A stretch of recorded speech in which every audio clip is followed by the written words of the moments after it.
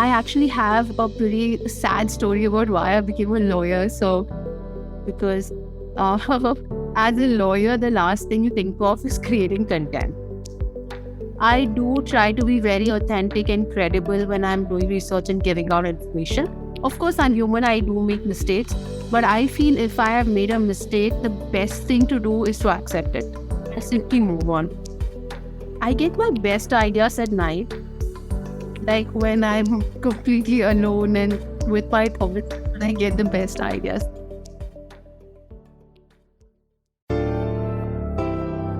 Hello and welcome to the Success with Savita podcast, where we share hot tips on how to do life and business without losing your mind. I'm your host, Savita Nanjappa, entrepreneur, high-achieving 9-to-5er turned transformational success coach, helping you create a wildly successful business. Come hang out with me and other fabulous humans like you every week for stories and chats packed with a healthy dose of tips, resources, how-tos, and real talk. Side effects may include a happier and more confident you with each passing day.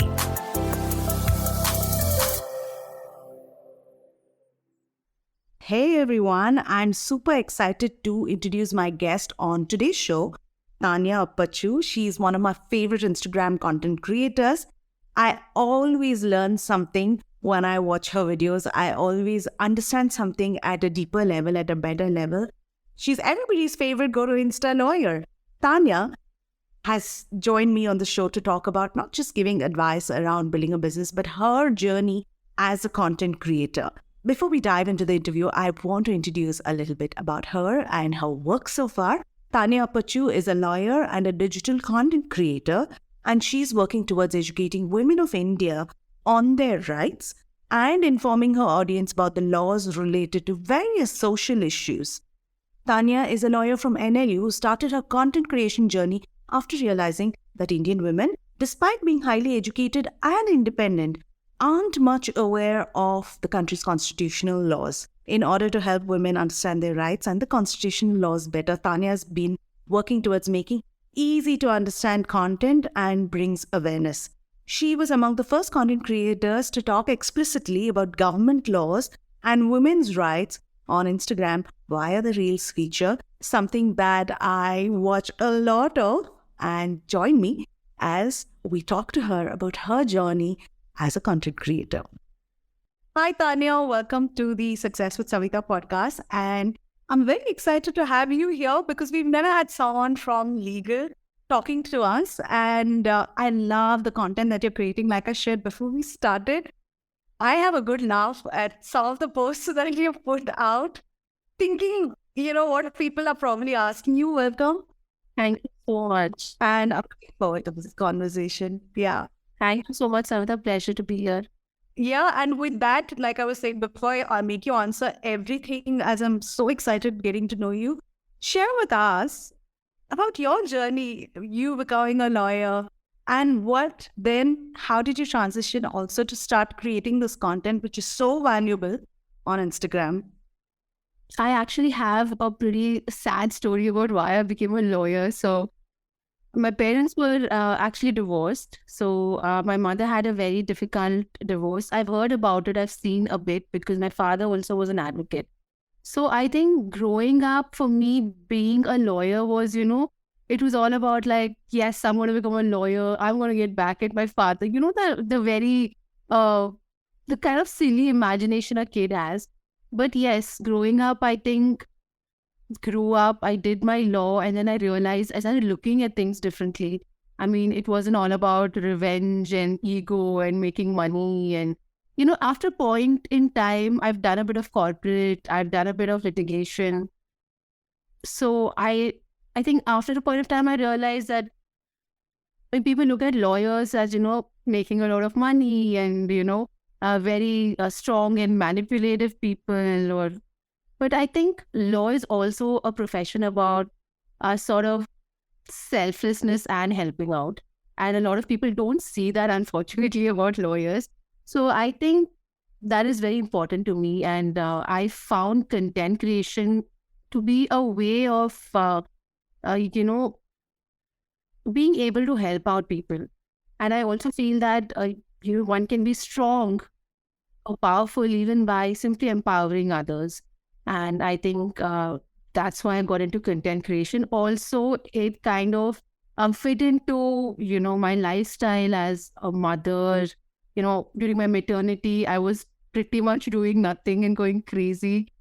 So that was during the COVID time. And, that's when staying at home, doing things, being innovative about what you can do with your career, with your profession was very prime at that time. So that's when I thought, because at that time we didn't have anybody doing legal content like on Instagram. Like they were on YouTube, they were on, maybe LinkedIn, but doing on Instagram was something that I hadn't seen. So I was like, why not? Let me try this. I'm sure it'll be helpful to people because people don't, I mean, just you and me, if I'm a non-lawyer, I mean, how many of us really go out there, read things, try and understand our rights? Nobody does that.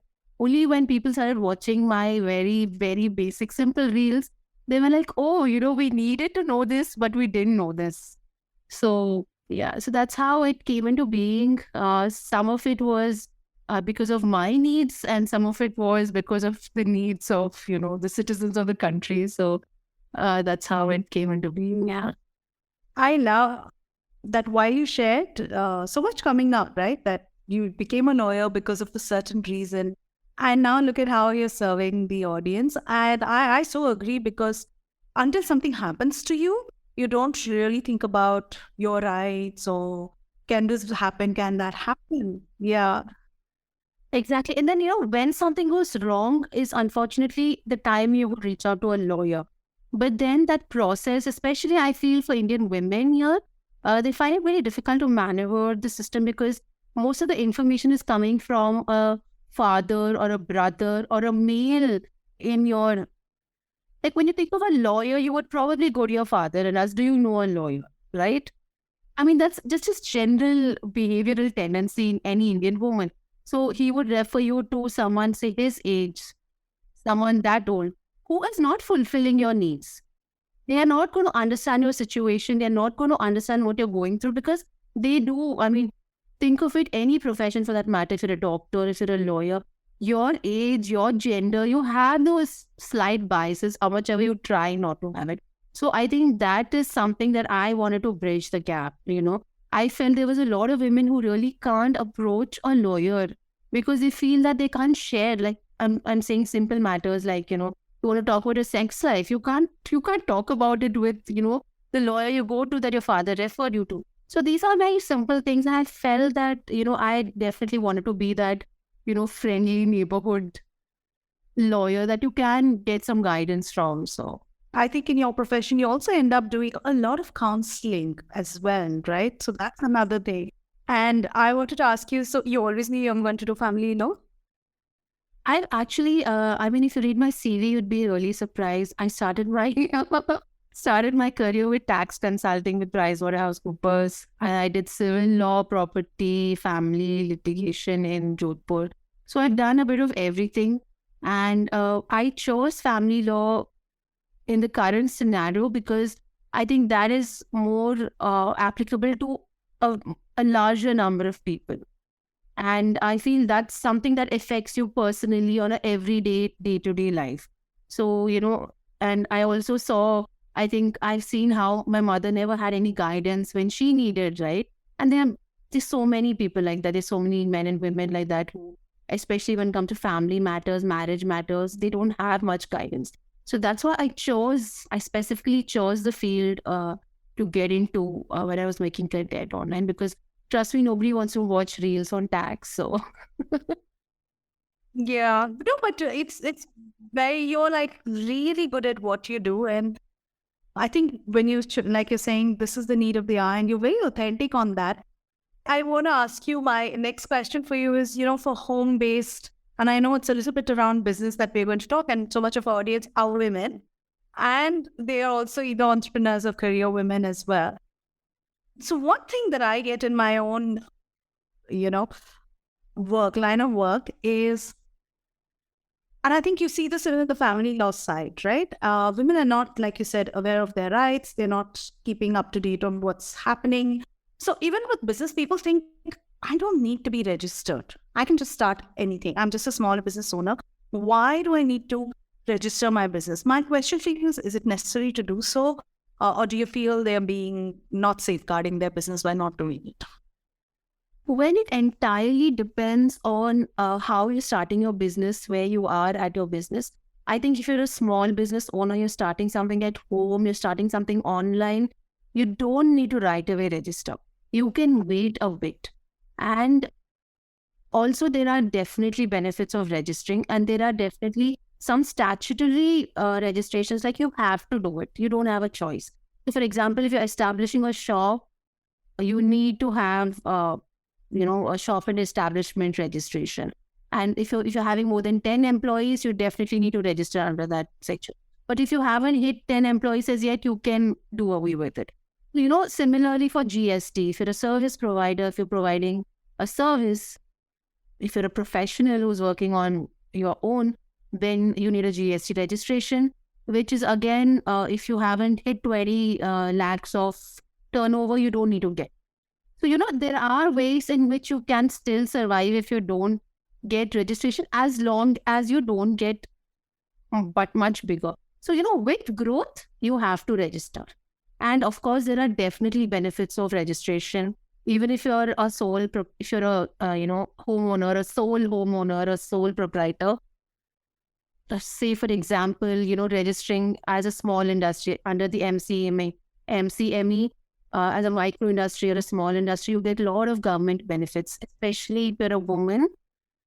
You have so many benefits from the government, say like low interest rates on loans, in case you want to get funding for increase technology. So there are a lot of different schemes that the government gives you, and you can only access it if you are registered. So, that way, definitely registration is helpful. And if they're statutory in nature, like you have to get it, then you don't have a choice. You will get fined by the government if you don't. Yeah. I think what you rightly say is wait. If you're like a small home-based owner, solopreneur, wait till you reach that ceiling of income. And especially if you don't have 10 people in your business, then when you're starting the business, Savita, your focus should be on your business. Like, let's face it, like you have to invest that time and energy in your business, because once you register, you will have some compliances to take care of. If you have so many employees, you have to take care of them. So, starting May, you don't really need to focus on registration. And as and when you grow, you can think of looking. Yeah. And I know that you focus on family, but you've done so much of taxation. Yes, I can definitely. And you've done so much of all of this. Right. So, one thing that we get a lot of is, okay, you started your business. Now you have some clients. Now you have to get some payments and people don't pay you. Isn't there a legal way? I think under MSME, there is a way that you can get your payments if you're registered. But, is there a legal way that people can pursue? If yes, when should they do it? How should they do it? They should have their own payment collection process. What's your advice?